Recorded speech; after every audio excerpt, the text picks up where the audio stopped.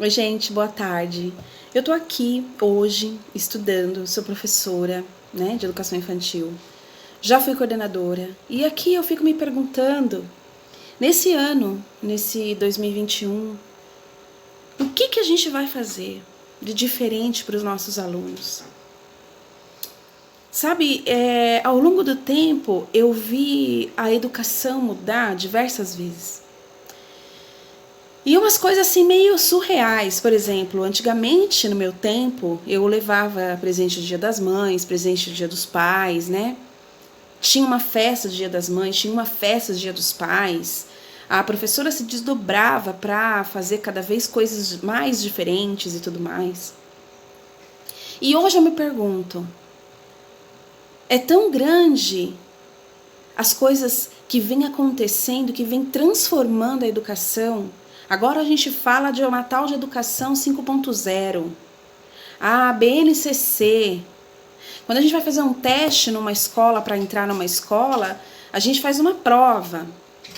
Geralmente tem questões da BNCC, mas eu pergunto, eu acho que toda a teoria tá maravilhosa.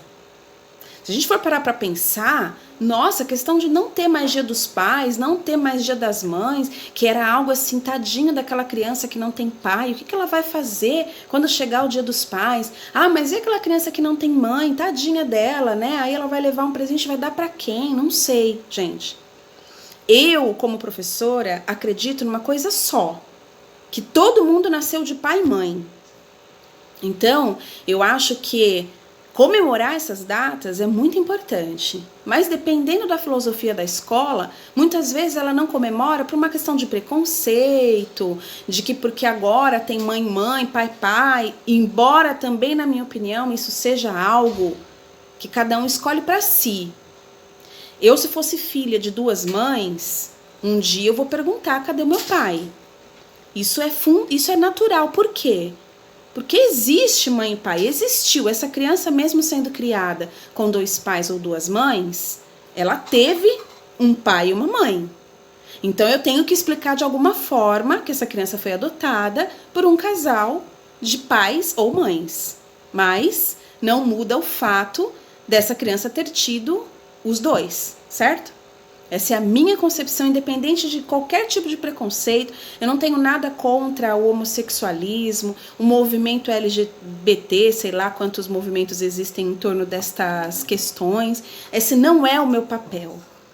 O que eu acredito fielmente é que nós, como professores, a gente precisa ter fundamentos estratégicos e básicos e ter a consciência de que somos o maior exemplo de muitas crianças.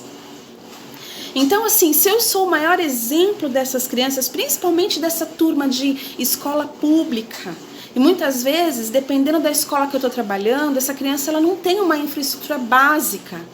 A mãe muitas vezes está fora trabalhando e essa criança não tem o pai, é criado pelo irmão mais velho, que também é um adolescente, às vezes é novo, não é nem adolescente, às vezes também são 2, 3 crianças que estão sendo criadas ali, né, do jeito que dá, independente do quadro social dessa criança. É extremamente importante que eu, como professor, tenha total consciência de quem eu sou dentro da sala de aula, do que eu quero passar para essa criança dentro da sala de aula, independente de como ela está sendo criada, de com quem ela está sendo criada. Eu acho que quando a gente parar de ficar culpando a sociedade, o governo, o presidente, a diretora, a coordenação, quando a gente parar de ficar culpando e ter a certeza que a culpa é nossa, não é daquele, a culpa é minha. Se a minha sala de aula, no final desse ano, não tiver como eu quero, como eu acredito, a culpa não é da coordenação que não deixou eu fazer aquele trabalho, a culpa não é da diretora que não deixou eu pedir certo material. Trabalha com o que der, trabalha com o que dá. Tem escolas riquíssimas em material e professores pobres, sem imaginar, sem criar. Tem escolas pobres em material e professores estrategistas que conseguem criar instrumentos musicais com recicláveis. Então vamos arregaçar a manga. Essa tal educação 5.0, acho interessantíssimo. Vai atrás, tem fontes, tem coisa muito boa, tem material bom, mas cara, coloca sua mente para pensar. Coloca sua mente para pensar, sabe por quê? Teve uma razão para a educação ser a primeira a parar com a pandemia.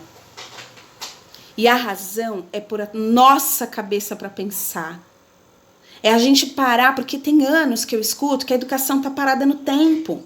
Que se lá em 1900 e bolinha tivessem congelado um cara lá e ele acordasse no século 21, ele não teria sentido falta de nada, porque a educação é a mesma. Eu acredito que muita coisa já mudou, mas eu acho que muita coisa ainda pode mudar. Então, cara, nesse início de ano, vamos colocar nossa mente para trabalhar. O professor, ele é tido como um cara que é meio fora da casinha. Como um cara que arruma estratégia não sei da onde. Tenha criatividade, coloca seus alunos para pensar. Se você é professor de educação infantil, cara, senta no chão. Conta história. Abraça seu aluno. Faz ele se sentir especial dentro da sala. Porque assim, é professor de educação infantil, mas cara, é na infância que a criança tem informações que ela leva para o resto da vida dela. Todos nós, quando a gente para lembrar de onde a gente tirou essa ideia, a gente lembra que foi de uma brincadeira. Eu não lembro do meu primeiro dia de aula do ensino médio, mas eu lembro do meu primeiro dia de aula na escola, na educação infantil com a minha professora. Eu lembro de quase tudo que ela fazia e eu só tinha 5 anos. Então, cara, se você é professor de educação infantil, arregaça as mangas, senta no chão, conta história, canta, seja criativo. E para todos os professores, para todos, desde do Fundamental 1, Fundamental 2, ensino médio, faculdade, vamos combinar, a gente precisa fazer a diferença, sem se preocupar com o valor do salário que a gente ganha. Quando você virou professor, você já sabia que o seu salário ia ser mais baixo. Se você quer ganhar bem, você tinha que ter feito outra coisa. Porque a maioria dos professores não ganha um salário tão alto. Eu acredito. Eu acredito que a gente tem que trabalhar muito. O salário é até bom, mas em vista do trabalho que a gente tem, é pouco. Mas para de pensar nisso. Para de pensar que a culpa é dos governantes, que a culpa é do presidente, que a culpa é da diretora, da coordenação. Não. A culpa vai ser sua. Porque amanhã, quando esse aluno lembrar que esse ano, o ano passado, ou em 2023, ele não teve uma boa educação, ele vai lembrar de você como professor. Ele não vai lembrar da diretora da escola, do coordenador e do presidente que estava naquela época. Ele vai lembrar de você.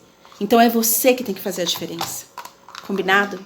Vamos trabalhar. 2021 é um ano desafiador para a nossa profissão, mas está na hora da gente mostrar que a nossa profissão tem valor.